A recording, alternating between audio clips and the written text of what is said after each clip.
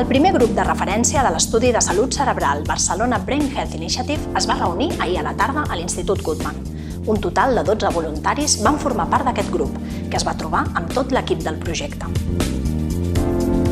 El director científic, Álvaro Pascual Leone, va explicar la fase 2 de l'estudi, que començarà el mes de març del 2018 i on es farà una selecció de 1.000 voluntaris per criteris científics i de forma aleatoritzada.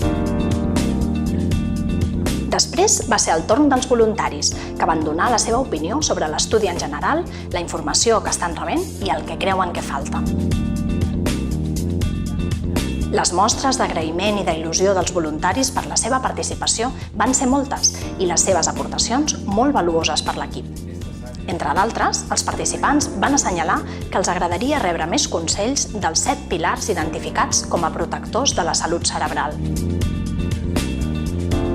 A més, van proposar l'organització d'esdeveniments per ells, per tal de potenciar el sentiment de pertinença i comunitat. L'equip es va comprometre a incorporar els canvis proposats. El proper grup de referència està planificat pel mes de desembre amb altres voluntaris.